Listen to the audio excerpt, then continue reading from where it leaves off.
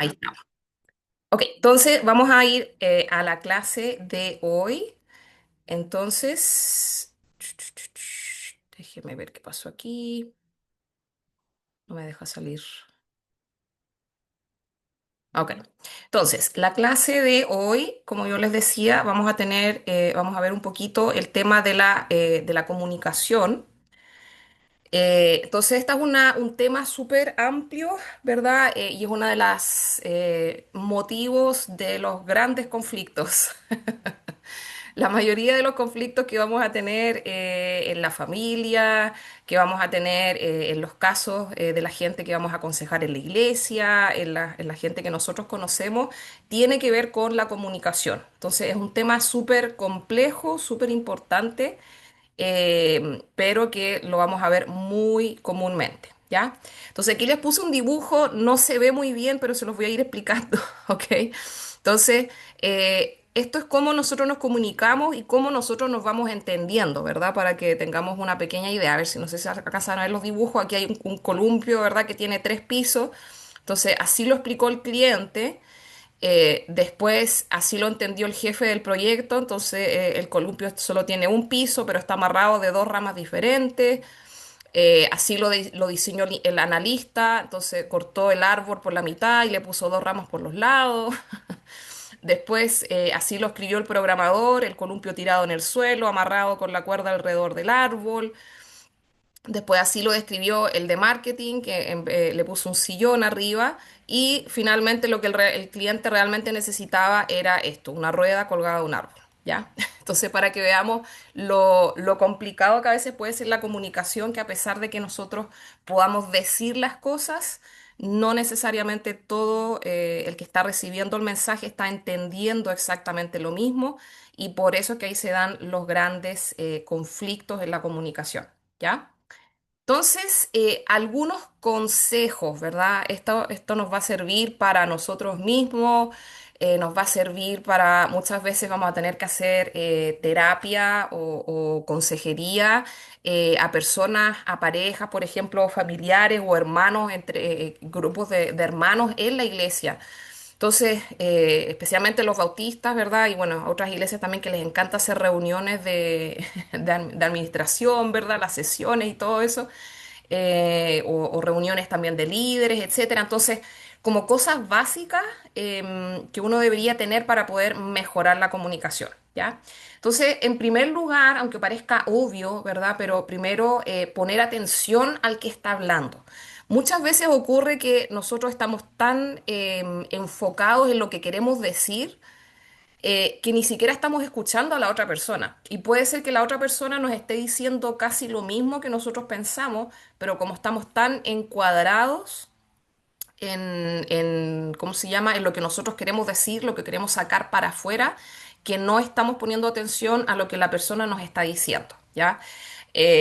Yo me reía, bueno, hace un tiempo nos reíamos porque nos acordábamos de unos tíos que tenemos, ¿verdad? Que son muy especiales, ¿verdad?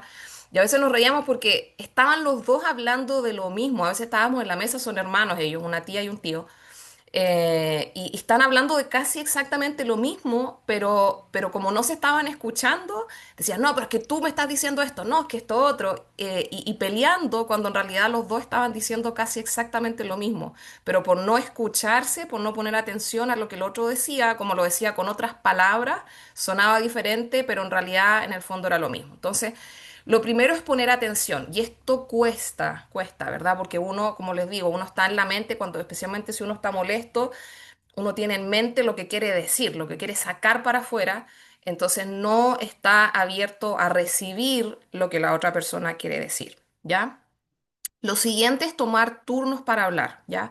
Una de las grandes equivocaciones es que uno se pone a hablar, el otro no termina de hablar y el segundo ya empieza a responder para atrás, ¿verdad? Es como que y se habla uno sobre el otro y finalmente la cosa se hace más grande y no se termina, ¿verdad?, de escuchar la idea de la otra persona. Entonces, una de las cosas que uno podría hacer, ¿verdad? Un tip, por así decirlo, y que parece casi como de niños chicos, ¿verdad? Pero una de las cosas que hemos hecho, por ejemplo, con, ustedes saben, yo soy, ¿cómo se llama?, profesora de básica, de tercer grado, Y una de las cosas que tenemos es tener algo, un objeto, lo que sea, ¿ya? Yo lo que me traje unas cucharas de estas así rústicas de Chillán, que tiene un pato atrás. Entonces yo le llamo el pato que habla, por así decirlo. Entonces, el que tiene el pato en la mano, ese es el que habla. Y todos los demás, aunque les muerda la lengua, aunque están así, pero ansiosos por responder, no pueden hablar hasta que esa persona termine de hablar y de decir lo que quiere decir, ¿ya? Entonces es una cuestión súper básica, pero también funciona mucho con los adultos. Y especialmente cuando tenemos personas que están teniendo conflictos, que vemos que realmente no están llegando a ninguna parte, escoger algo, una cosa súper simple, un lápiz, lo que sea, lo que tenga, por ejemplo, si están en la oficina pastoral, si están en una casa aconsejando a alguna familia y ustedes ven que no se están escuchando, o sea, agarrar algo y decir, mira, el que tenga esto en la mano es el que tiene el poder para hablar en ese momento, por así decirlo. Y los demás tienen que estar callados, no pueden hablar. Si quieren pueden tomar notas de las cosas que quieren decir, si quieren pueden guardar en su mente, pero no tienen derecho a hablar hasta que esa persona termine de hablar. Entonces, cuando ya esa persona terminó, ahí la otra persona toma el objeto, lo que sea, y puede responder.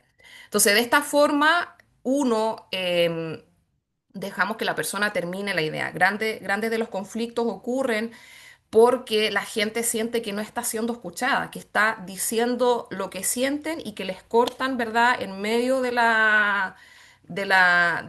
desahogo, por así decirlo.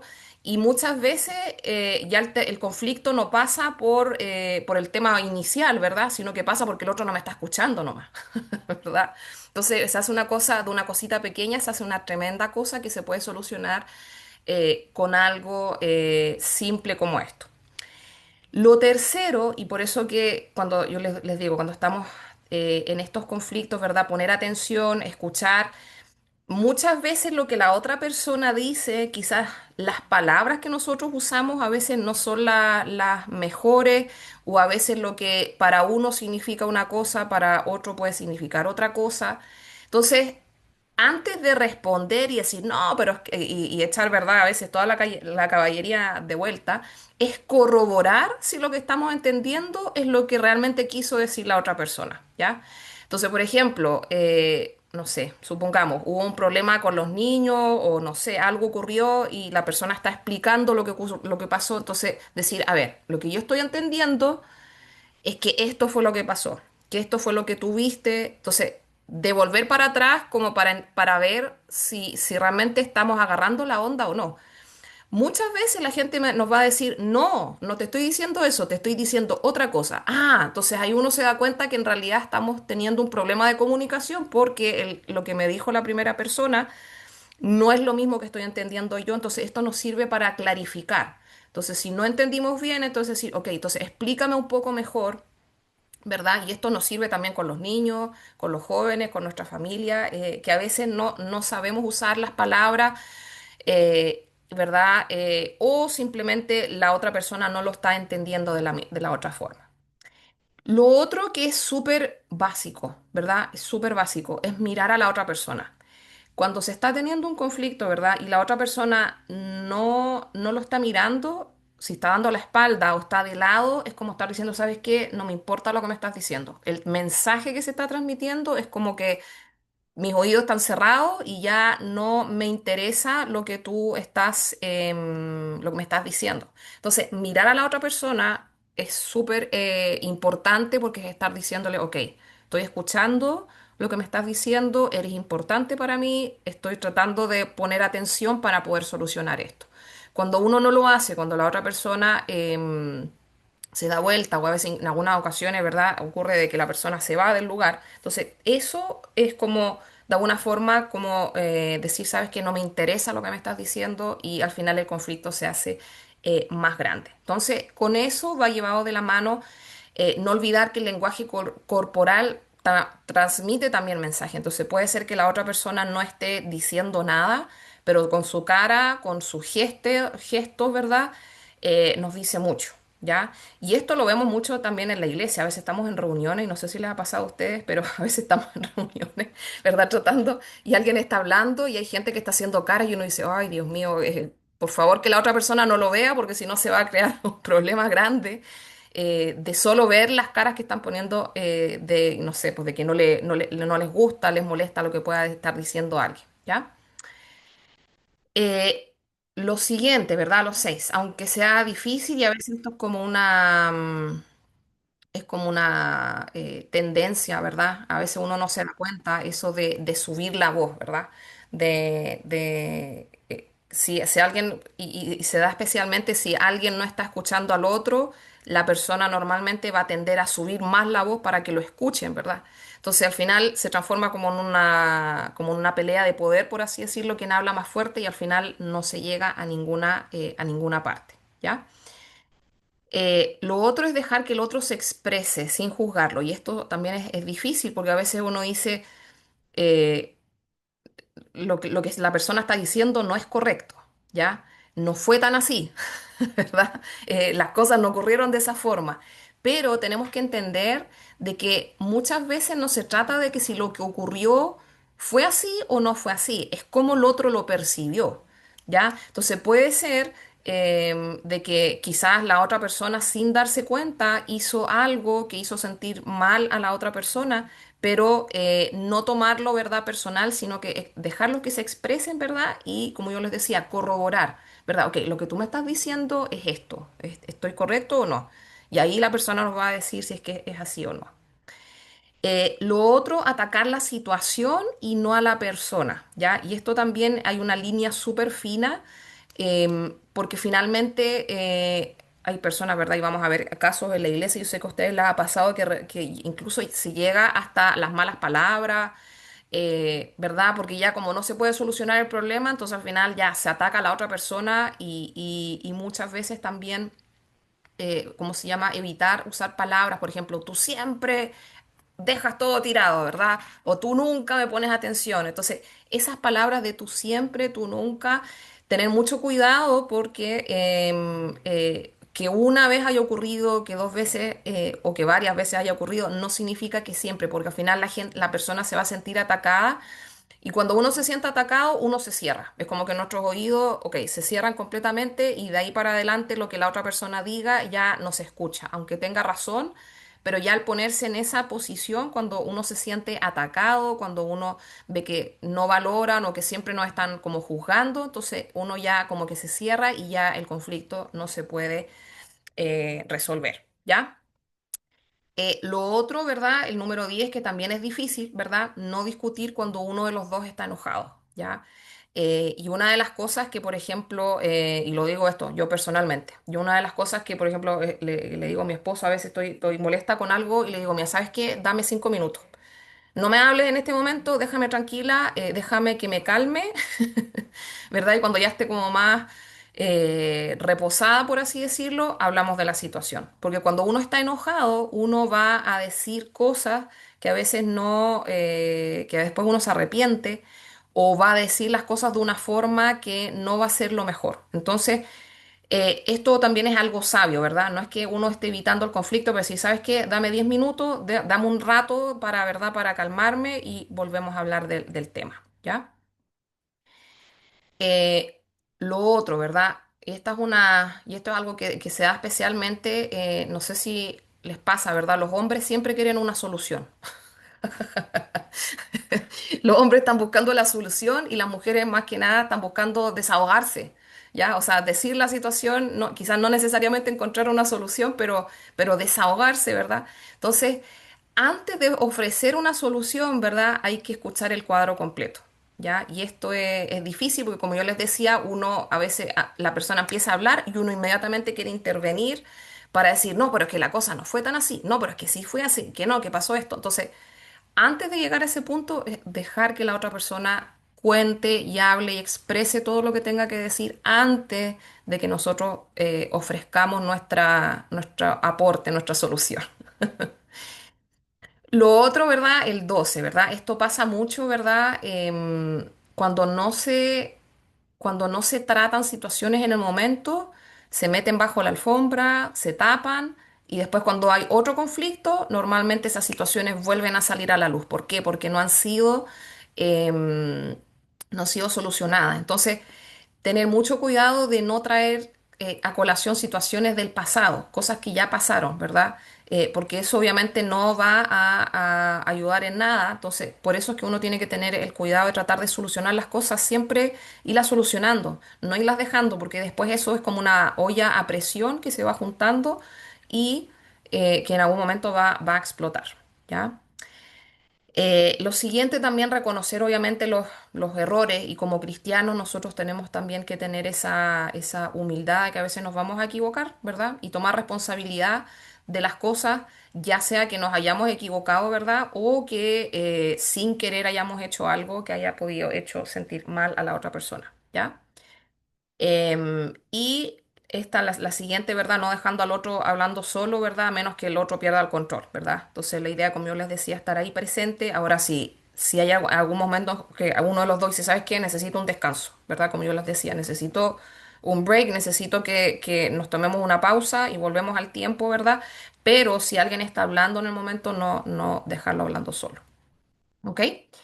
Entonces, hasta ahí. Sé que es harta información. Harta información, pero comentarios. ¿Qué les llamó la atención de esto? ¿Qué les parece? ¿Qué experiencias han tenido? Así que vamos a dar unos minutitos, micrófono abierto. Yo voy a hablar. A mí me pasó con una hermana y siempre me pasa con esta hermana que cuando yo voy a hablar con ella, ella siempre piensa que yo la estoy atacando y que le tengo mala. Y yo trato de ser lo más pacífica posible, de hablar con calma, todo, pero siempre ella piensa que yo la estoy atacando y que le tengo mala y me ha pasado con su hija también, que hemos tenido conflictos bien fuertes con su hija, porque ellas no se dan cuenta de que siempre uno está obrando mal. Y después uno sale pidiendo perdón y yo digo, pucha, ¿de qué estoy pidiendo perdón si yo no he hecho nada malo? Y yo Ujú, le pregunto a mi esposo y trato de sondear por otros lados y me dice, no, que tú estás bien.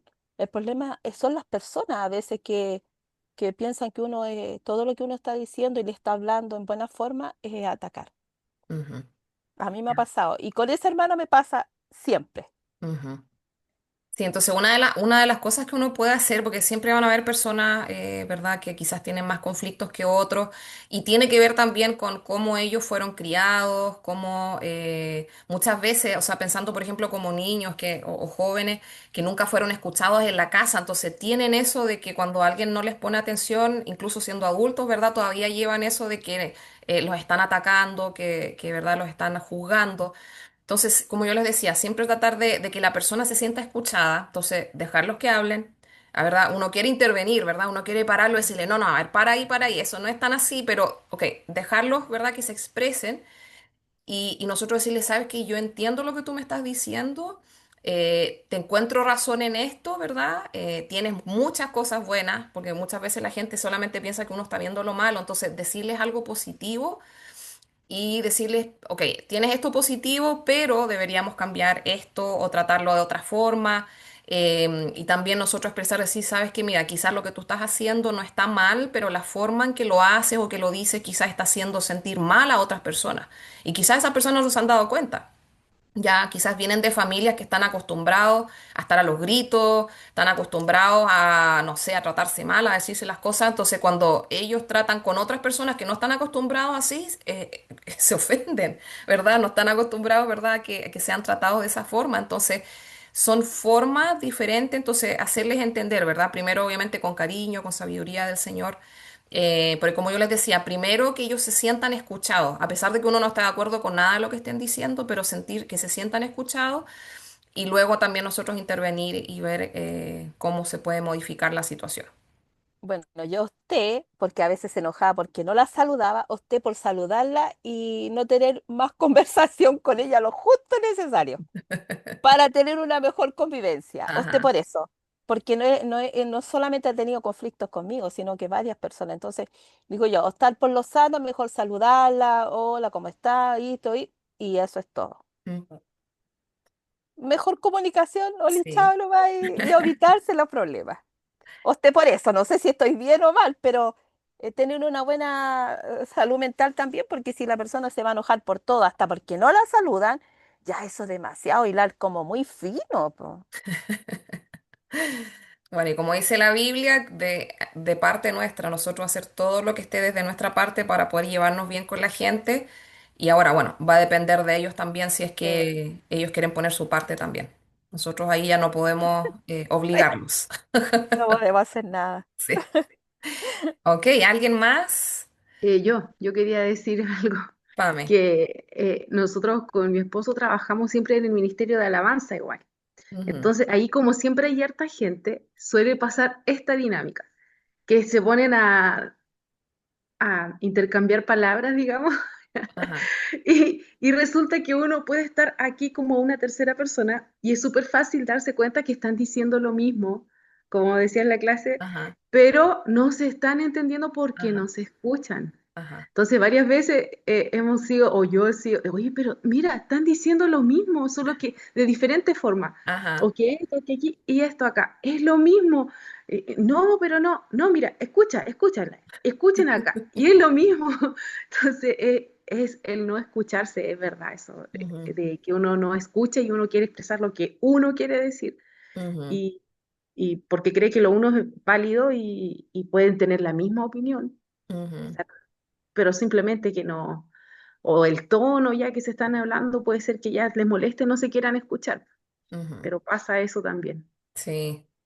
No, y ahí, aunque sea como una cosa cabro chicos, yo les digo, agarrar un objeto, lo que sea, agarren un lápiz, ok, o si está en el ministerio de un micrófono, ok, el que tenga el micrófono puede hablar, los demás silencio, ¿verdad? Y como obligarlos, ¿verdad? Es casi como estarlo ahí como un entrenador, pero especialmente en los grupos grandes ocurre eso. Está buena esa idea. Sí. Ok, ¿alguien más?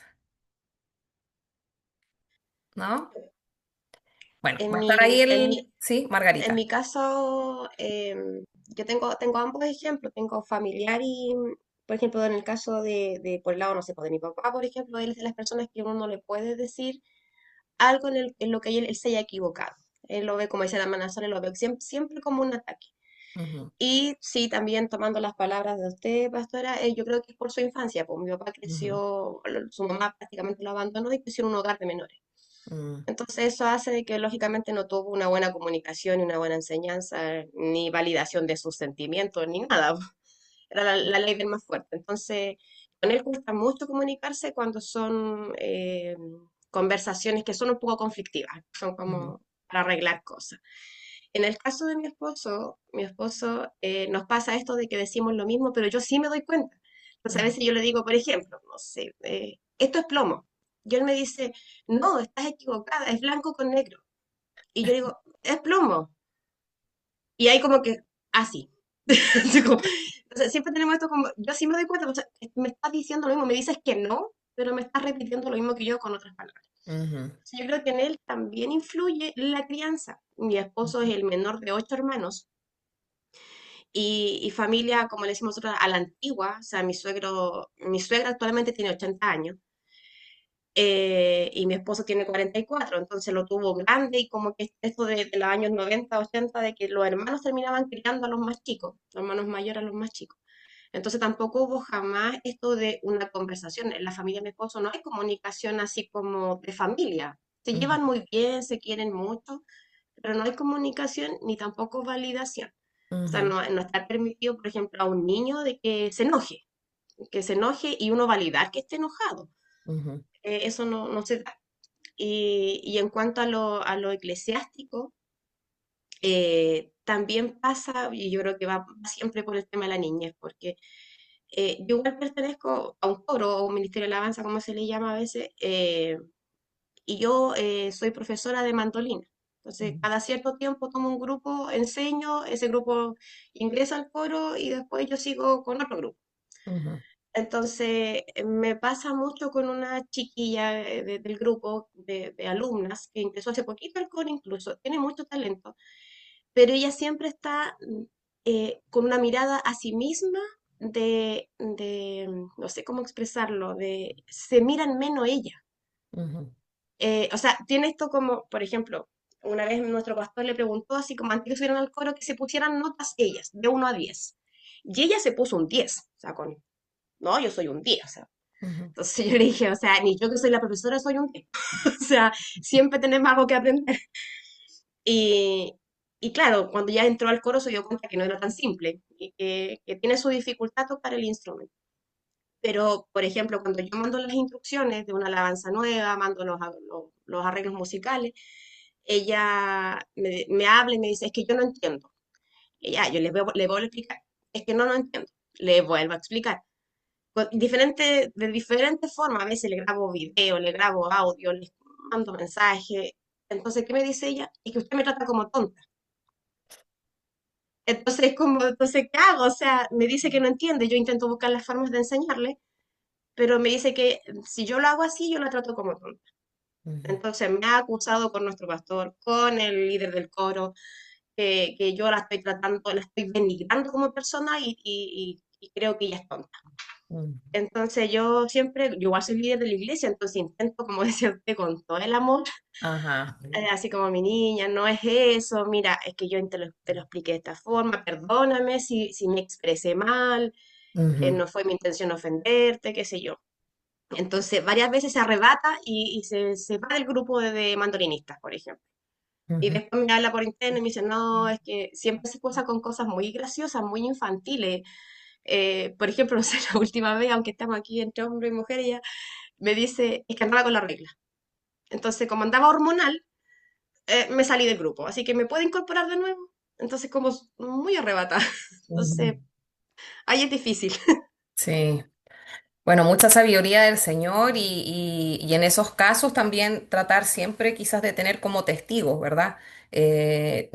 Porque obviamente de esa forma uno se resguarda uno como las espaldas, por así decirlo, pero también protegerlos a ella en el sentido de que no, que esos arrebatos, ¿verdad? Que ella vea que no, las otras personas no están reaccionando de esa forma y que de alguna forma obviamente la estamos valorando, pero que necesita también hacer algunos cambios. Entonces es complejo, como yo les decía, esta es una de las cosas más complejas porque uno trata con personas, cada persona es un universo, ha sido tratada de diferentes formas, el tema cultural también, o sea...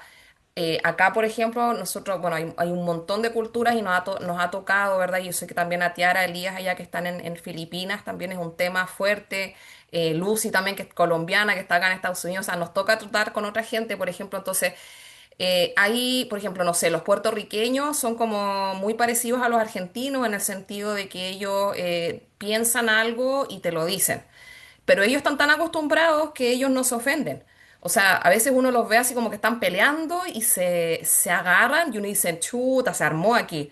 Y no, y después al otro día andan como si nada porque están acostumbrados, ¿verdad? Para ellos es lo más normal del mundo.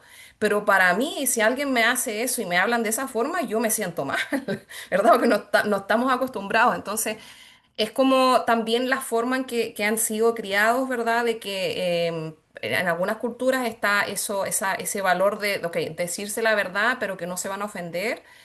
Pero en otros es como que uno anda pisando así como, uno anda con pinzas, que uno no puede casi que decir nada porque cualquier cosita puede hacer que la otra persona, ¿verdad?, se sienta mal, explote. Entonces, em, es mucha sabiduría del Señor, sentir que yo creo que una de las cosas más importantes es que uno tenga una relación con esas personas. Cuando uno tiene una relación positiva, y aquí hay como una metáfora que hacemos con los niños acá, que es como como tener una cubeta, ¿verdad? E ir llenándola. Entonces, cuando uno va llenando esa cubeta con cosas positivas, con muestras de cariño, con una buena relación, con decirle cosas positivas, cosas buenas, cuando uno tiene que decir algo malo, la persona no lo toma tan mal, ¿verdad? Porque sabe que viene desde un lugar de una persona que nos quiere, que nos tiene aprecio, que está buscando el beneficio de nosotros. Ahora, cuando nosotros solamente tenemos interacciones negativas con esa persona, por supuesto que lo van a tomar súper mal. Entonces, es tomar como el paso anterior y con cada persona con las cuales nosotros nos relacionamos en la iglesia y todo, tener una relación positiva. Cosa que cuando llegue el momento de que quizás haya que tener que decir algo, tirar las orejas o quizás guiar, dar alguna instrucción, pueda ser tomado de la mejor forma. Ahora, obviamente, aún así van a haber momentos donde van a haber conflictos y es inevitable. es inevitable. Pero aquí, en este caso, si nosotros somos líderes, nosotros somos los que tenemos que dar el ejemplo. Y si usted tiene una persona así conflictiva, evite hacer esas correcciones y todo en privado. Trate siempre de llamar a alguien más, a un tercero, a un testigo, por así decirlo, para que cualquier conflicto, cualquier cosa malentendido que pueda haber, sea, ¿cómo se llama?, visto entre más personas. Entonces, sí, es un tema súper complicado, pero también es muy bonito cuando uno ve que con esos esfuerzos uno va viendo la mejora en la comunicación de la gente. Y como yo les decía, la muestra de amor, el llenar ir llenando esa cubeta con cosas positivas, antes de que uno tenga que decir algo negativo, va a ser un gran cambio. ¿Ya? Así que bueno, vamos a pasar al siguiente tema porque ya nos va avanzando el tiempo. Vamos a compartir la pantalla, entonces ahora vamos a pasar a un tema totalmente diferente. ¿Ya? Entonces, estábamos aquí terminando lo de la comunicación. Ok, vamos a pasar a otro tema, ¿verdad? Totalmente diferente. Como yo les decía, en psicología estamos viendo muchas cosas, ¿verdad? En poco tiempo, entonces tenemos que aprovecharlo al máximo. Entonces, vamos a ver un poquito hoy día el tema de la depresión, que también es algo súper común en nuestro tiempo. En la iglesia ha sido por mucho tiempo como un tabú, algo que no se habla. En algunas ocasiones todavía hay personas, ¿verdad?, que piensan que no, que eso es del diablo, que la depresión no existe, que uno como cristiano no debería tener depresión, que si tú tienes depresión, ¿verdad?, realmente no eres un cristiano consagrado. Entonces, hay muchos prejuicios al respecto. Pero lo bueno es que se han hecho muchos estudios, ¿verdad?, en los últimos tiempos y esto nos va a dar algunas luces, ¿ya? Entonces, en primer lugar, ¿qué es la depresión? Es un trastorno del estado del ánimo que puede ser transitorio o puede ser permanente, ¿ya? Entonces, tiene que ver con el estado de ánimo, ¿verdad? Y a veces van a haber momentos, ¿verdad? Hay personas que están esto por diferentes momentos, con situaciones que vamos a ver que puede transformarse en algo permanente. O puede ser transitorio, por ejemplo, por el tema que vimos la semana pasada, ¿verdad? De un duelo o alguna situación en específica que está ocurriendo. Entonces, no necesariamente es algo que es para el resto de la vida, ¿ya? Entonces, algunos síntomas. La gente, cuando uno dice depresión, la gente piensa que la gente está llorando todo el día, que solamente está como tirada en el suelo llorando, pero no es necesariamente eso, ¿ya? Hay muchos síntomas de depresión que no son tan extremos, pero que nos dan luces, ¿ya? Entonces, primero, ¿verdad? Una tristeza. Entonces, hay gente que sí, va a estar llorando, que va a estar así con una profunda tristeza constantemente, pero a veces no se manifiesta necesariamente de esa forma. A veces puede ser solamente como un decaimiento, estar así como cansado todo el tiempo, estar así como medio bajoneado. No es que andan llorando uno por los rincones, pero sí como medio bajoneado. Hay como falta de energía, ¿verdad? Para hacer las cosas, como todo es como un esfuerzo, ¿verdad? Como que cuesta levantarse un poco en la mañana, cuando hay que hacer cosas en la casa, hay que ir al colegio, al trabajo, como que cuesta realizar las cosas normales, ¿verdad? Las personas también están un poco más irritables, ¿verdad? Cualquier cosa les molesta.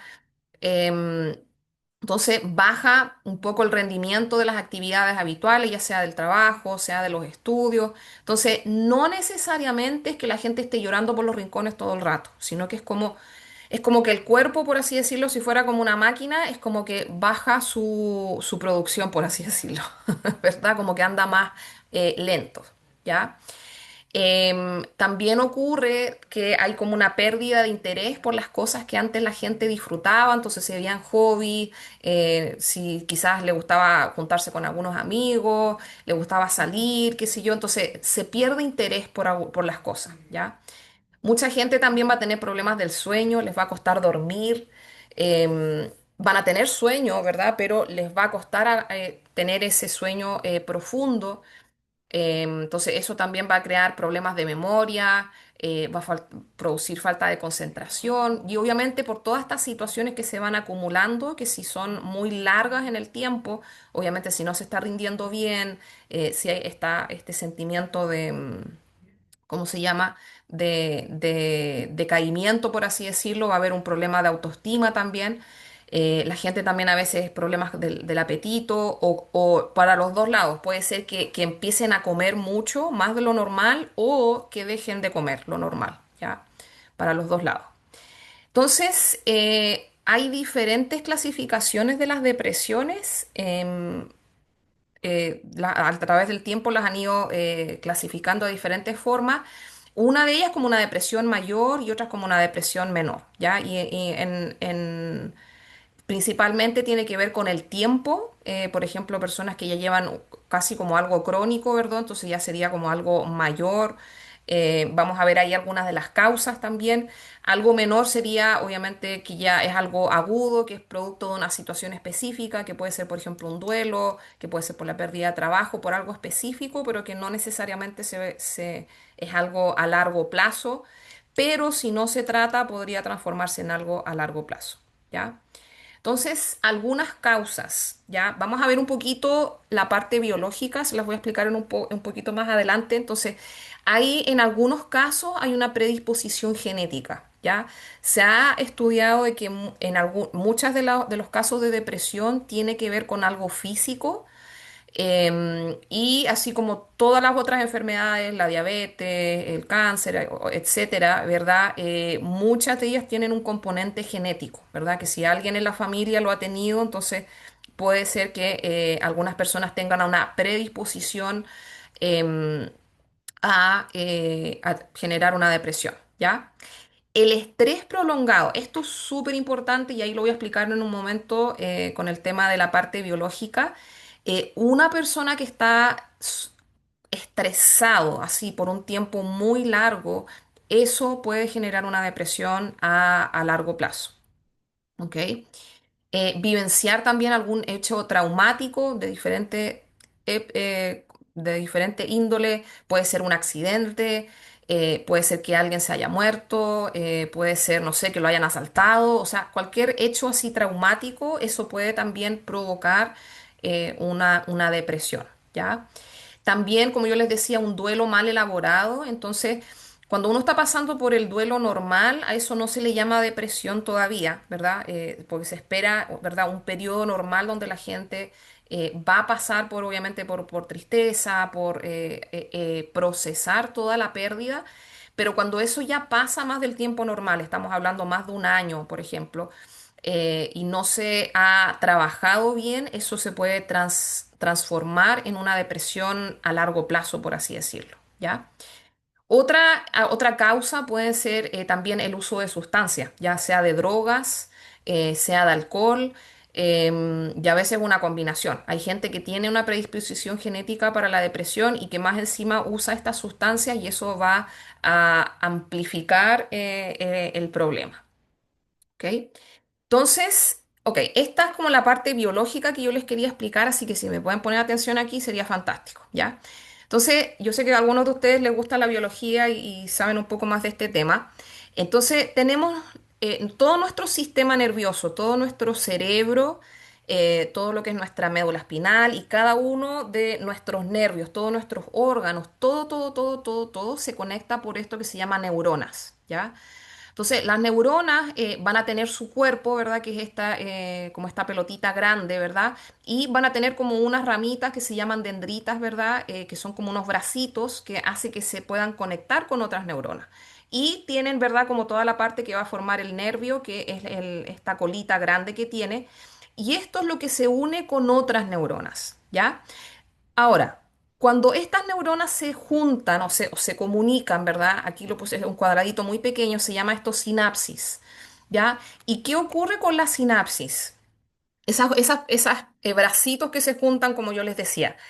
Las neuronas físicamente nunca se tocan entre sí, ¿ya? Esto es una cosa milimétrica, ¿verdad? Es una cosa súper chiquitita, pero lo que ellas hacen es que se comunican, esta es un bracito de una neurona y esta es otra neurona, se comunican a través, una con otra, a través de unos químicos, que son estas pelotitas que se ven acá al medio. Entonces, por ejemplo, viene el mensaje del nervio, viene viajando por acá y esta neurona va a transmitir entonces neurotransmisores, que son estos mensajeros, que son estas cosas químicas, y van a moverse a la siguiente neurona y entonces el mensaje va a continuar y así se sigue pasando a otras neuronas sucesivamente. Entonces, ellas físicamente nunca se tocan. Toda la comunicación va a depender de estos químicos que se llaman neurotransmisores, ¿ya? Ahora, ¿qué ocurre cuando tenemos depresión? Cuando tenemos los niveles normales de estos neurotransmisores, nuestro cerebro está funcionando bien, todo lo que tiene, todo está conectado con los nervios, con las neuronas. Entonces, todos nuestros órganos están funcionando bien, estamos a un nivel correcto, ¿ok? Ahora, ¿qué ocurre cuando hay una persona que está deprimida? Y a ver, no sé si alcanzan a ver esta parte, la voy a mover aquí un poquito. Eh, a ver si lo podemos poner un poco más grande acá para que se vea un poco mejor. Denme un segundo. Ok, bueno, no lo puedo agrandar un poquito más, pero ahí se ve un poco mejor. Entonces, esta es una persona que tiene los niveles de neurotransmisores normales, ¿verdad? Entonces, hay muchos de estos químicos que viajan de una neurona a otra y eso es son los niveles normales. Ahora, cuando hay una persona que está deprimida, estos niveles van a bajar. Entonces, esos neurotransmisores, esos químicos que pasan de una neurona a otra son menos. Esto puede ser, como yo les decía, por un tema biológico, porque o algo genético, que vamos a esto más para arriba para que lo puedan ver. Puede ser por algo genético, ¿ok? Que tiene una tendencia, así como cualquier otra enfermedad física que la familia puede tener, ¿ok? O puede ser también causado, por ejemplo, cuando hay personas que toman, por ejemplo, drogas o alcohol, que va a hacer que estos neurotransmisores disminuyen, ¿ok? Porque hace que la persona como que se calme un poco más. Entonces hacen ese efecto y disminuyen estos neurotransmisores. Y lo que yo les decía ahí, que les decía que va a ser súper importante, es el tema del estrés. Cuando una persona está estresada, ¿verdad? Cuando estamos haciendo muchas cosas, estos neurotransmisores obviamente tienen que producirse en grandes cantidades para poder pasar la información de una neurona a otra. Cuando una persona está en estrés prolongado, estos neurotransmisores se producen, se producen, se producen, se producen, se producen, se producen, y llega un punto donde el cuerpo dice ya no más. O sea, ya no me queda nada, ya no tengo los productos, no tengo ya los materiales para poder seguir produciendo tantos neurotransmisores y el cuerpo es como que se apaga de alguna forma. Y esto por el estrés, no porque sea una cosa genética, sino que por el estrés, esto va a disminuir. Ese estrés se puede producir, como yo les decía, por diferentes cosas. Puede ser por mucho trabajo, puede ser por muchas preocupaciones, puede ser por traumas. La gente que, por ejemplo, que nunca ha tenido, que no tienen una predisposición genética, pero que han sufrido un trauma grave, ya sea de niño o de adulto, para adelante, este nivel de estrés es constante y es súper alto. Entonces, ellos han tenido que producir tantos de estos neurotransmisiones para seguir funcionando normalmente, que llega un punto donde el cuerpo dice, ya no puedo más, ¿verdad? Y como que colapsa. ¿Ya? Entonces, esto es para que entiendan un poco la parte biológica del tema de la depresión, ¿ya? Entonces, voy a parar aquí un poquito, vamos a volver ahora en un segundo. Ok, hasta aquí. Quiero que preguntas, comentarios. Sé que muchos de ustedes ya conocen, ¿verdad?, este tema, pero este es un tema súper tabú en la iglesia. Entonces, al ver un poco la parte biológica, nos hace entender de que, aunque seamos cristianos, podemos pasar por una depresión. Ya sea porque tengamos una predisposición genética, ya sea porque estamos tan estresados que nuestro cuerpo ya es como que colapsa y como que ya nuestras neuronas no pueden producir más los neurotransmisores, ya sea por un trauma que hayamos sufrido. Entonces, hay que como que, siempre como que lo demonizamos, por así decirlo, pero hay que quitarle un poco esa parte y poder entenderlo y que la gente que ha sufrido esto, que está pasando por esta situación, y especialmente la iglesia, necesita de nuestra ayuda, ¿ya? Entonces, preguntas, comentarios hasta el momento. Pamela tiene la mano levantada. Sí, sí, que de hecho estaba pensando en la pregunta, qué bueno que se abrió el espacio. Tengo una duda, porque, ejemplo, Mm, hay una persona X que está pasando un tiempo traumático de vivencias traumáticas, y esto yo creo que le produjo obviamente estrés. Esta persona, al darse cuenta que se iba a ir como casi a pique, a depresión, empieza a tomar medicamentos. Obviamente fue a psiquiatra y le dieron los medicamentos. ¿Cuál es el proceso en la mente? ¿Qué es lo que pasa? En la depresión, ¿qué pasa ahí? ¿Se esconde o después si deja de tomar los medicamentos? No, no entiendo ahí qué es lo que pasa. Porque como esta persona, ejemplo, vio que se estaba yendo a pique, ujú. quiso ir a médico porque no podía, pues, no, dijo yo no puedo irme a depresión, pero ¿cuál es el proceso ahí? La depresión, si ella dejara de tomar, ejemplo, medicamentos, ¿vienen después o Ujú. se esconde? ¿Qué es lo que pasa Sí. ahí?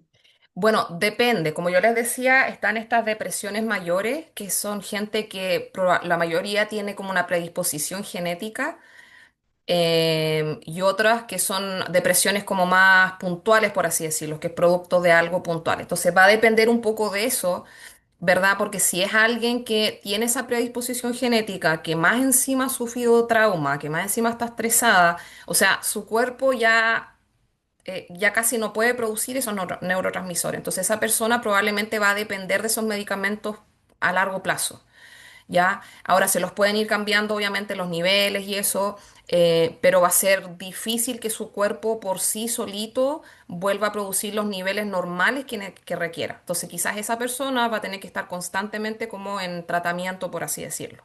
Ahora, hay otros casos que son como casos puntuales, ¿verdad? Que es como que el cuerpo colapsó por un tiempo, por un hecho puntual. Entonces, no hay como una carga genética, sino que es una cosa como del ambiente, de lo que le ocurrió a esa persona en ese momento, que si, si se bajan los niveles de estrés, ¿verdad? Que si, por ejemplo, si está muy estresado en el trabajo, descansa. A veces una cosa tan básica como descansar, tomarse unos días, unas semanas de descanso, de desconectarse del trabajo, ¿verdad? De poder reposar, porque el cuerpo necesita sanar para poder volver a los niveles. Entonces, si se puede hacer eso, si la persona quita las cosas de estrés, porque a veces los estreses tienen que ver quizás con la familia, quizás con situaciones que están pasando en la familia. Entonces, si eso no se resuelve, esa fuente de estrés va a seguir estando ahí. Por más medicamentos que tome, va a seguir habiendo conflicto, ya sea de matrimonio, de familia, de lo que sea.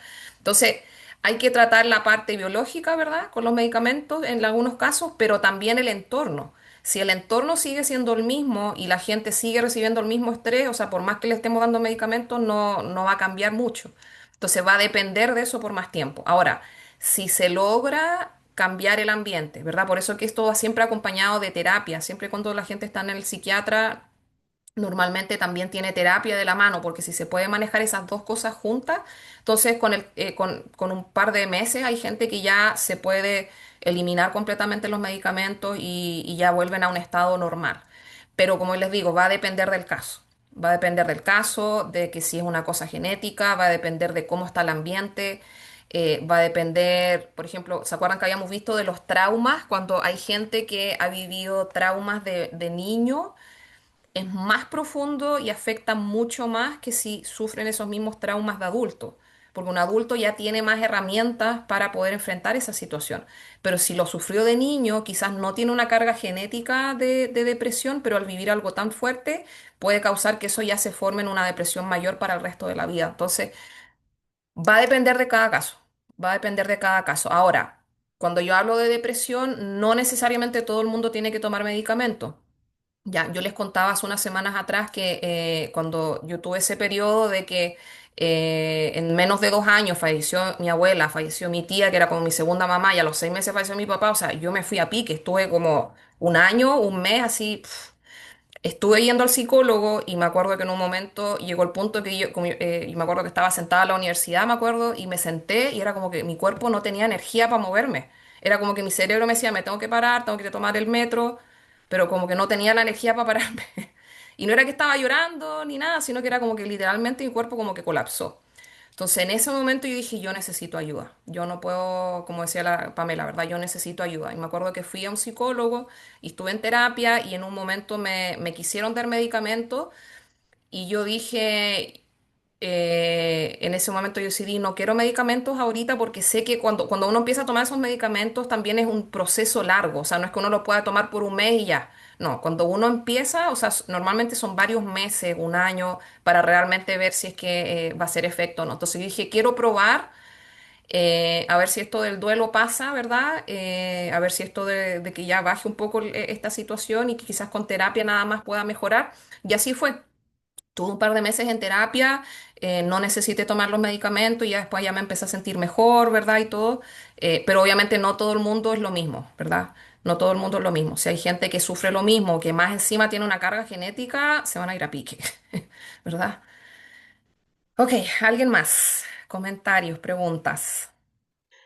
¿Cómo, pastora, cómo se aplica esto a la vida eclesial? Porque, por ejemplo, yo tengo una visión, como usted lo decía, o sea, siento que la depresión es una enfermedad, Ujú, pero muchas veces en la iglesia se dice, pastor, líderes, que esto es un espíritu, ujú, que es un espíritu demoníaco, que es un espíritu de muerte. Entonces, mucha gente que escucha eso y que está en la situación dice, chuta, o sea, me está faltando la fe ujú, y estoy permitiendo que espíritus malignos entren en mí. Entonces, eh, eh, por ejemplo, para mí como líder es muy difícil después yo aconsejarlo ujú, y darle un sostén más que aconsejarla, porque es darle un sostén, o sea, como un apoyo, cuando es alguien mayor que tú, por rango, ujú, el que desde el púlpito dice, esto es un espíritu. ujú. Entonces, ¿cómo trabajamos eso en la iglesia para quizás no desacreditar al pastor o al líder que lo dijo, pero también apoyar a ese hermano o hermana que sí lo está pasando mal? Sí. Yo creo que mucho pasa por tratar de educar también a nuestras iglesias, ¿verdad? O sea, con amor, como yo les decía, con esto que es, o sea, obviamente, el Señor es el que guía todo, pero también hay una parte, cuando hablo de algo científico, no quiero decir de que la ciencia está sobre Dios, pero Dios ha creado esas cosas y la ciencia nos ha ayudado a estudiar lo que Dios creó.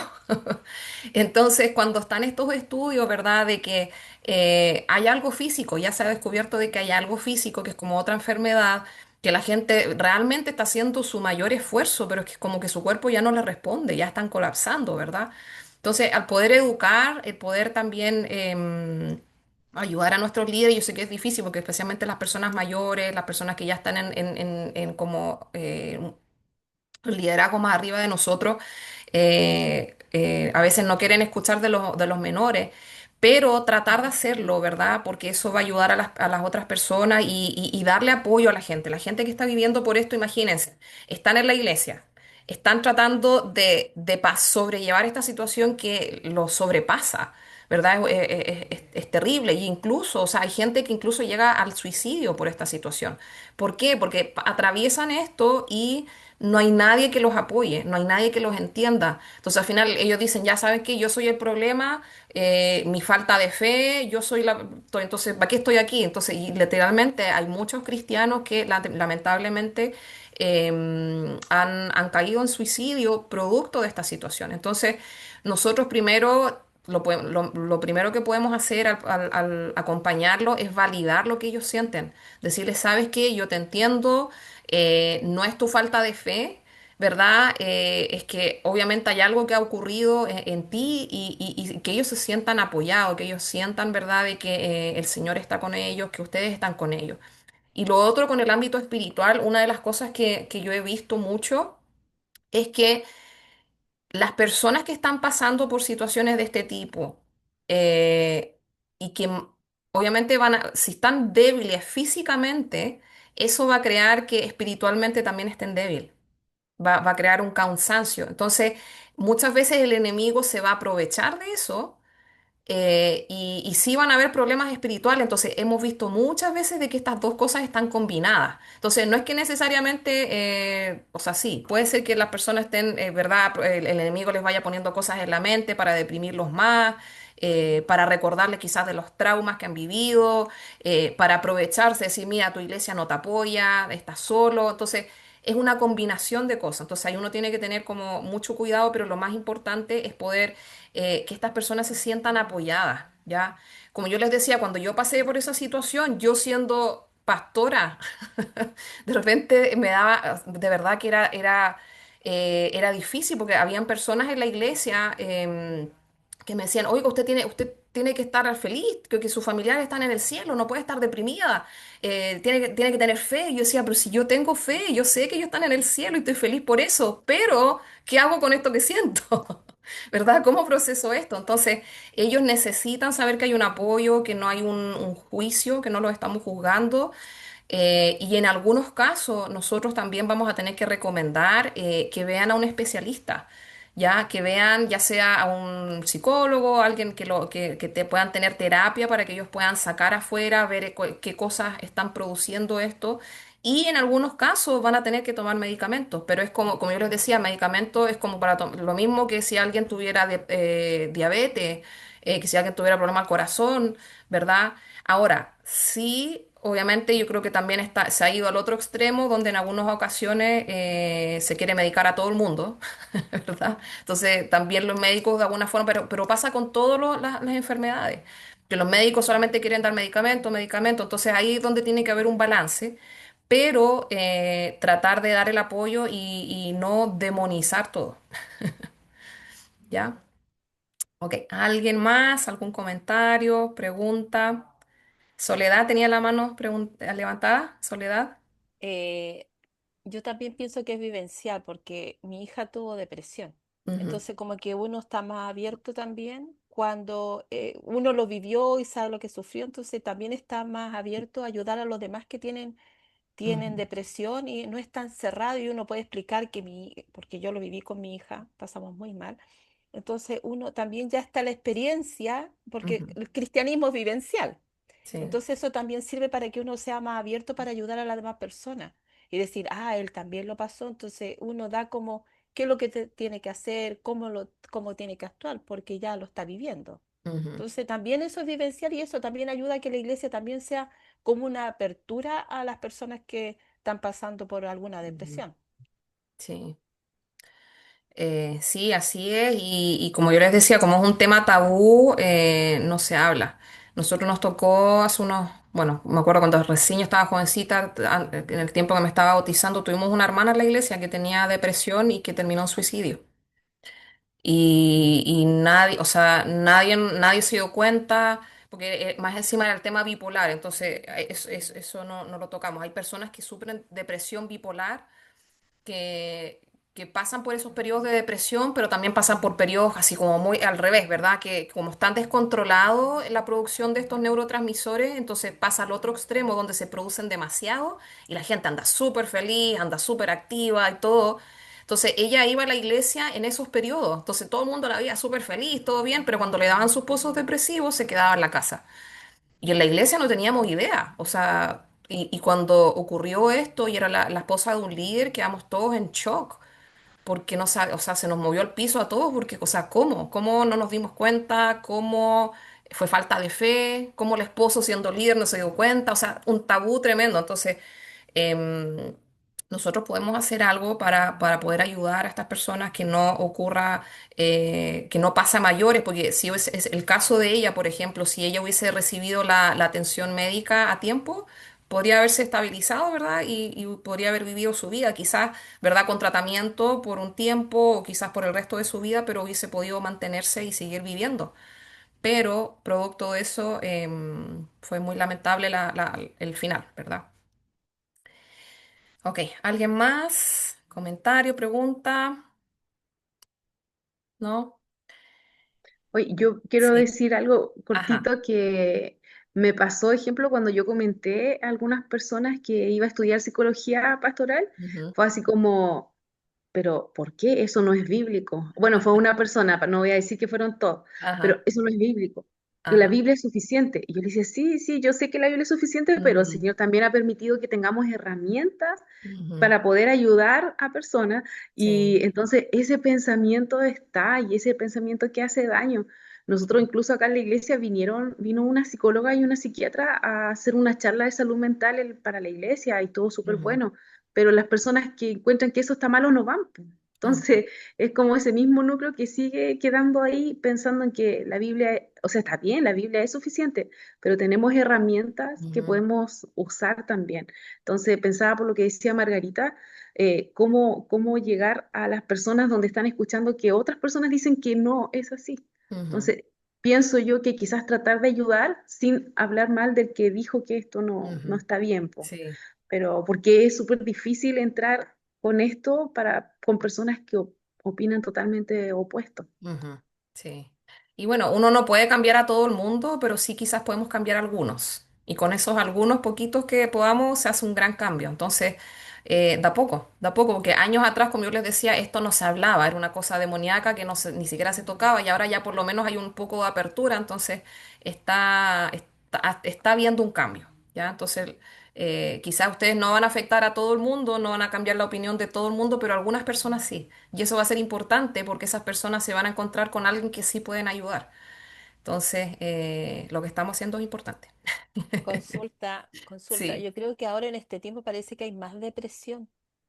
Hay gente con más depresión en este tiempo. ¿Será por la calidad de vida que estamos teniendo? No tengo idea, pero sí, me doy cuenta que hay más ujú, depresión en los adolescentes, los ancianos. No sí, sé si en los adultos mayores, pero entran a la adolescencia y es horrible. ujú, Es horrible la depresión. Aquí en Coyhaique ujú, es es donde se produce más suicidio por ujú, mucha depresión. sí, Entonces, hay regiones que son más complicadas para ujú, los adolescentes. sí, Entonces, no sé si serán tiempos finales, no sé si serán tiempos más complicados para los cristianos, para los ya. hijos de los cristianos, que estamos viviendo tiempos muy difíciles. Sí.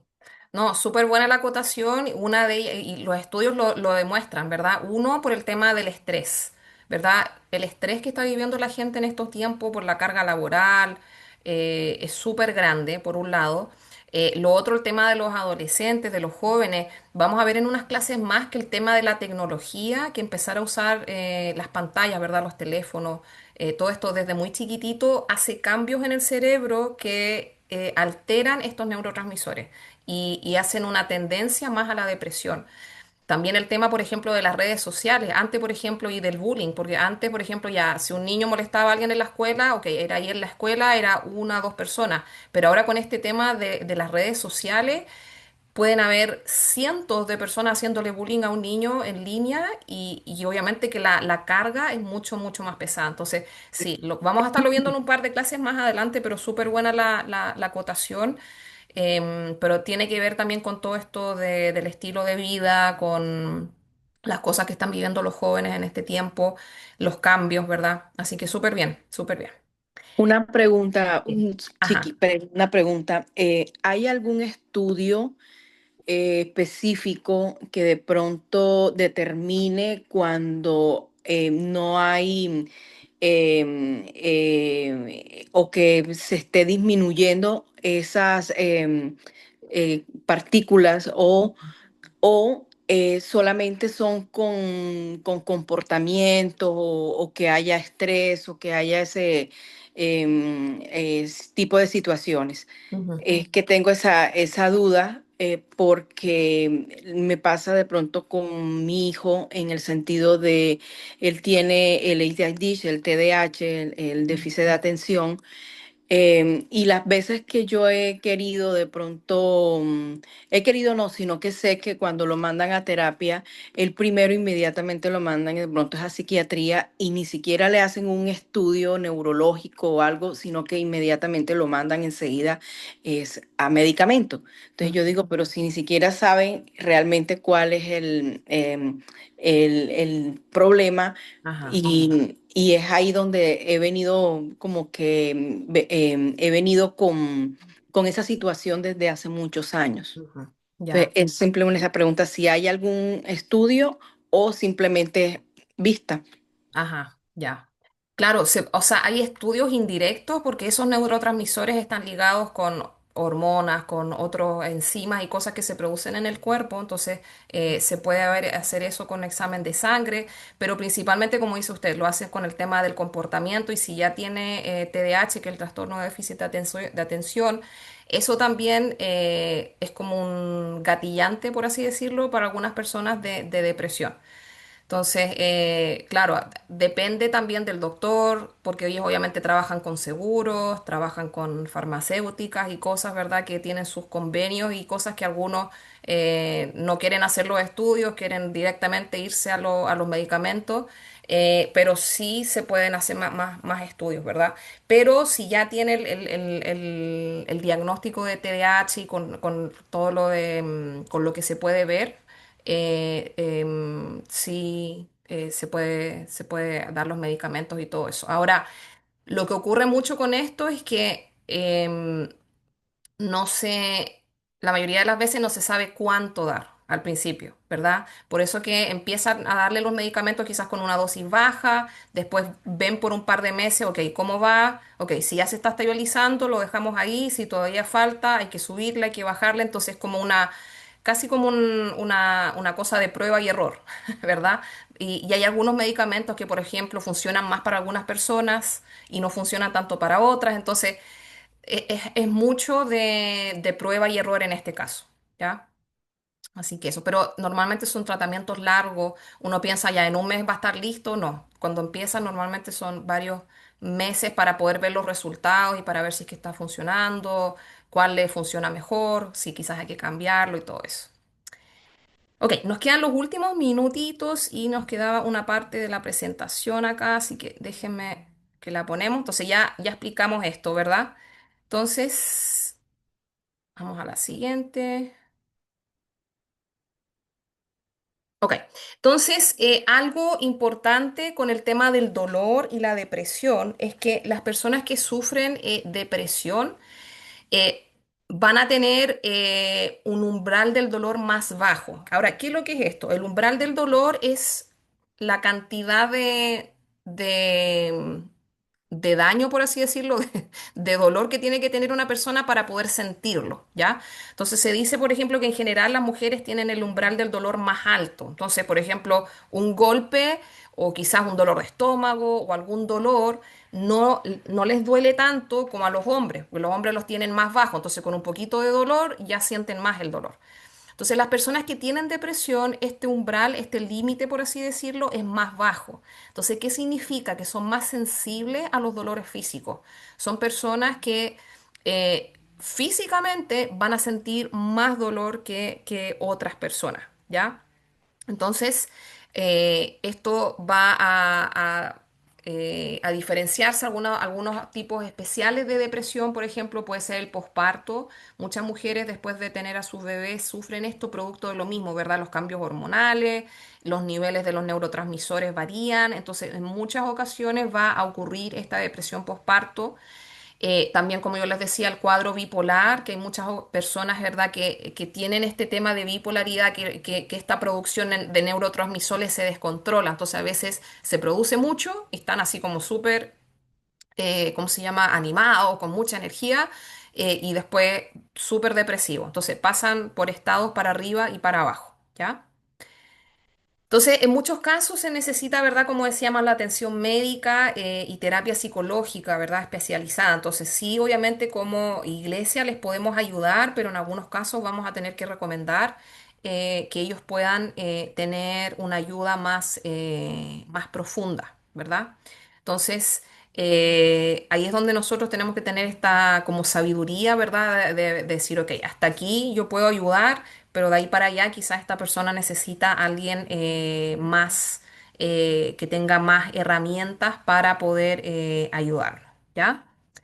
Así que bueno, creo que esa fue la última parte de la presentación de hoy.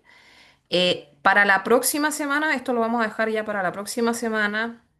Vamos a ver un poquito del tema de la violencia intrafamiliar, así que eso también va a estar bueno.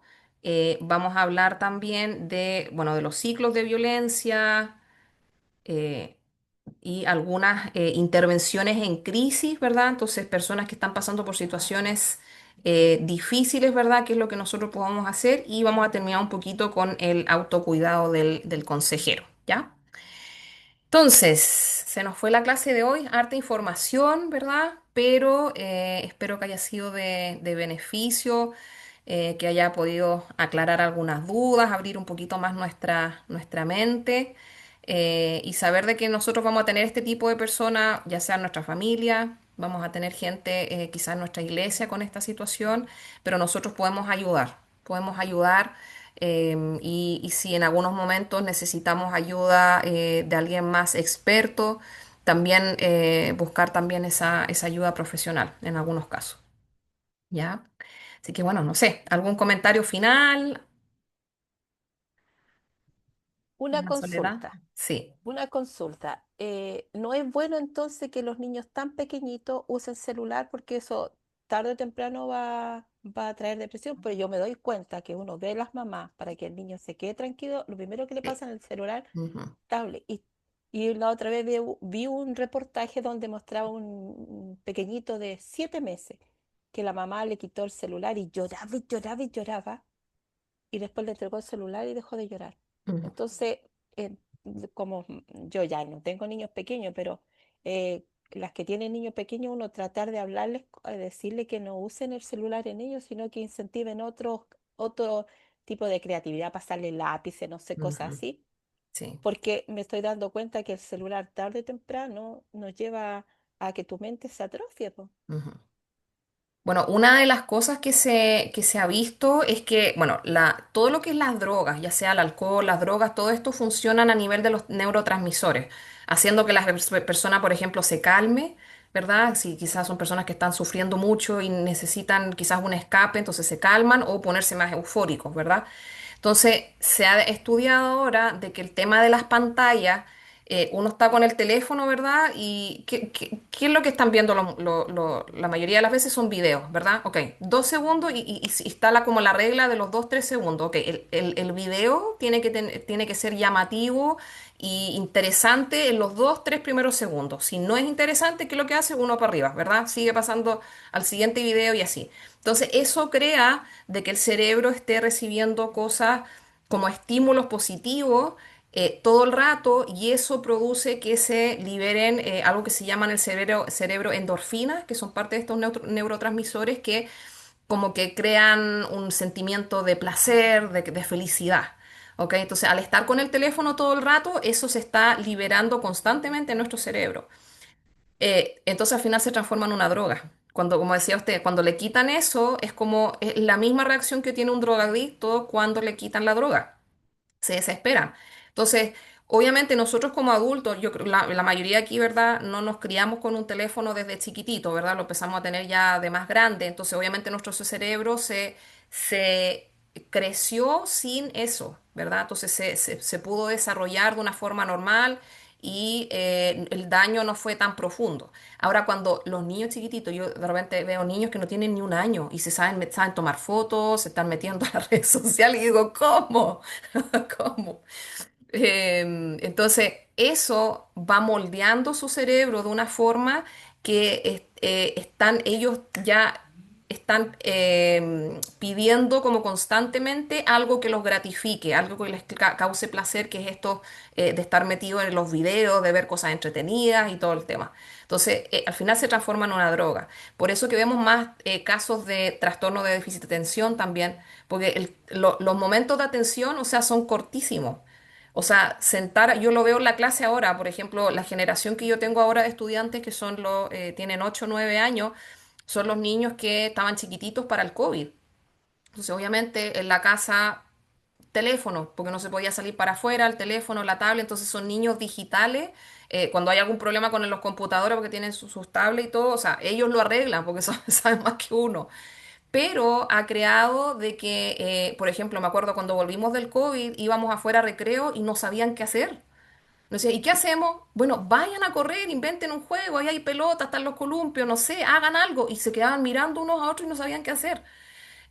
Porque no sabían cómo interactuar, qué correr, porque es como algo totalmente nuevo, porque están metidos en las pantallas todo el rato. Entonces, eso se ha descubierto que se ha transformado en una droga y al recibir eso desde tan chiquitito, sus cerebros se están moldeando para tratar de recibir eso constantemente. Entonces, ¿cuál es el problema? Que a la larga, al no recibir eso, va a crear más depresión, está creando jóvenes que están buscando cosas más fuertes, porque ¿qué es lo que ocurre con la droga? Cuando tienen un poquito, después cada vez necesitan un poco más y un poco más para crear el mismo efecto. Si antes se tomaban, por ejemplo, una droga, una pastillita, ya una pastillita no es suficiente, necesitan dos, necesitan tres, entonces hay que ir aumentando las cantidades cada vez más para producir el mismo efecto. Entonces va a llegar un punto donde niños que están metidos tanto en esto que después van a buscar algo más. Van a buscar drogas, van a buscar otras cosas para satisfacer eso mismo. Y lo segundo, de que como están más metidos con el tema de las redes sociales, la cantidad de bullying que está ocurriendo ahora a través de las redes sociales es tremenda. Es tremenda. Es más incluso que físico en los colegios, en las escuelas. Entonces, al tener ellos acceso a eso, es meterlos a un mundo que uno no tiene idea con lo que se van a encontrar. Y también el tema de los abusadores. Ya muchos de los casos de abuso de niños, por ejemplo, aquí en Estados Unidos, una de las cosas, por ejemplo, el famoso, el jueguito el Roblox, el Minecraft y todos esos otros, que se supone que son de niños, pero hay abusadores, pedófilos, adultos, que se meten a eso haciéndose pasar por niños, se ganan la confianza de ellos hasta el punto donde finalmente les dan sus direcciones, sus teléfonos. Aquí han habido niños, yo sé que en Chile también han sido secuestrados y han sido abusados, ¿verdad?, por personas de este tipo. Entonces, los peligros desde tan chiquititos son grandes, en resumen. Ok, Margarita tiene su mano levantada. Eh, no, bueno, comentar más que nada, Pastora, en el sentido de que yo tengo una hija de 10 eh, y yo me ha tocado estar en la otra vereda, nosotros pillamos a la José sin pantalla. Y muy reducida, por ejemplo, la televisión, sí, ver bonito, pues yo le digo es como a distancia y no podía hacer nada, entonces está lejos la tele. Pero, ¿qué pasa? Que, por ejemplo, ayer ella tuvo una pseudo crisis y me decía que estaba cansada de ser la rara del curso. Entonces, mamá, es que todos mis compañeros tienen celulares, que todos mis compañeros juegan Minecraft, que todos mis compañeros juegan Roblox. Entonces, yo intentaba decirle que no era malo ser rara, no era malo ser única, porque tenías que igualarte a todo el grupo, pero se me ha complicado este último tiempo, porque es tanto lo que se ha masificado el uso de tecnología en niños que a uno le cuesta ir contra la corriente. Ujú, Mi hermana es psicopedagoga y también el otro día estuvo en una charla donde hablaban del daño neuronal. Me imagino ujú, que es lo que vamos a hablar después con el tema de las pantallas. O sea, mi hermana me contaba que alguien preguntó así como, ya, pero ¿cuánto sería así como, no sé, lo recomendable para un niño de 5 años? Así como 20 minutos, 30 minutos. Entonces ella fue como súper cruda con su respuesta y le dijo, bueno, va a depender de cuántas neuronas quieras matarle a tu hijo. Entonces, eh, yo intento traspasarle esa información a ella, que es daño. Ella, por ejemplo, ella es muy, su parte artística está muy desarrollada. Ella es muy buena para el dibujo, hace historieta, caricatura y es buena para dibujar. Entonces yo le digo, hija, si yo te paso un celular y te enchufo ahí, tu parte de dibujante se va a morir ujú, porque te vas a enchufar ahí y de hecho, obviamente tampoco hay caso extremo, por ejemplo, a veces sí, no, hay un viaje largo que tenemos que hacer de una ciudad a otra, ya le paso el teléfono para que vaya viendo videos en el camino. Ahora, ella ve videos, no de estos que son como tan cortitos, sino que le gusta ver videos, es media rara, mi hija sí es rara en realidad, porque ella ve videos de geografía, se sabe como las banderas de los países, le gusta mucho la arqueología, entonces se sabe mucho de Egipto, de las momias y cosas así pero, pero me cuesta como hacerla que ella entienda que lo estoy haciendo por su bien, pues, o sea, que estamos cuidando su cerebro, que estamos intentando que ella desarrolle sus capacidades como artista, como quizá en la parte de dibujo, es muy buena alumna en el colegio, entonces yo le decía a tus compañeros que más usan teléfono, tú te das cuenta de que son niños que se arrebatan fácilmente, que ujú, tienen problemas como de conducta, entonces, ahí hay un tema difícil en la sociedad actual, porque ujú, ¿cómo hacemos que nuestros hijos, que estamos intentando cuidarlos, no se sienten pasados a llevar por los que están haciendo uso excesivo de la tecnología? ujú. Sí. Entonces ahí Bueno, y está, es ahí complicado. como papás uno tiene que decidir, aunque duela, pero decidir lo mejor por ellos. Y el otro tema es el tema de la socialización. O sea, a veces yo veo, por ejemplo, están comiendo y están todos con el teléfono. Están todos ahí sentados juntos, pero nadie habla entre ellos. Están todos con el teléfono.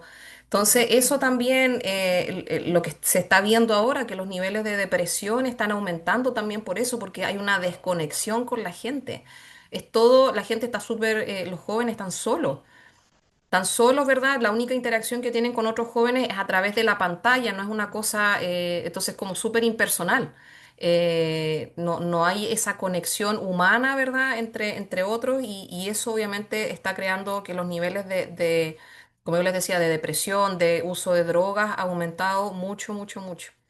Entonces, bueno, ahí nos va a tocar para largo cuando nos toque esa Lo clase. último que quería comentar era Ajá. el tema de la depresión o cansancio versus depresión. A mí me pasó cuando tuve a la José nació prematura, muy prematura, nació de 28 semanas. Eh, y pasé un periodo que me dijeron, tú estás con depresión.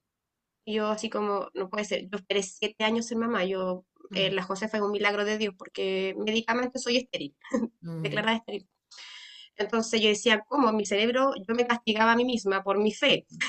Yo decía, ajá, ¿cómo? Si yo misma le pedí a Dios ser mamá, ¿cómo va a ser posible que yo tenga depresión?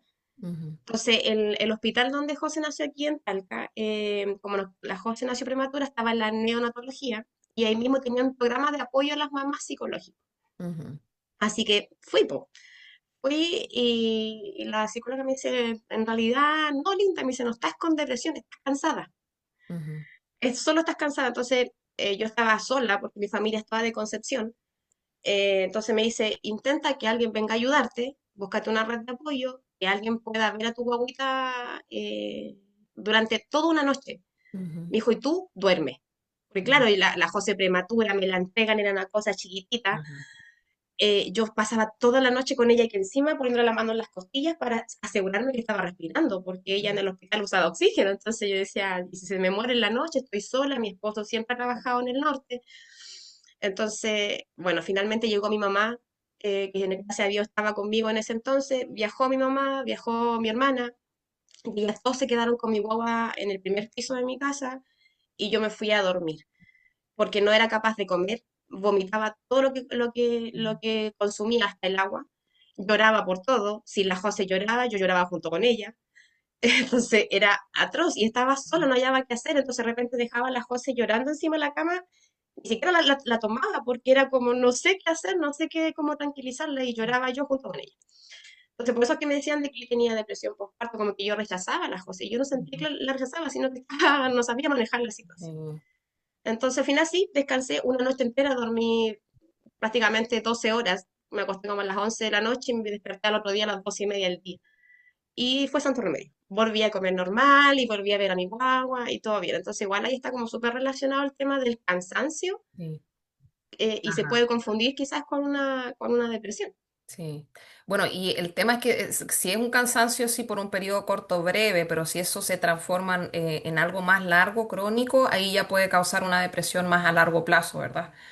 Pero sí, el tema del estrés está súper relacionado con eso, así que, bueno, por el tiempo ya vamos a ir terminando, así que muchas gracias por todo, a todos porque pudieron estar aquí. Vamos a parar la grabación y vamos a orar.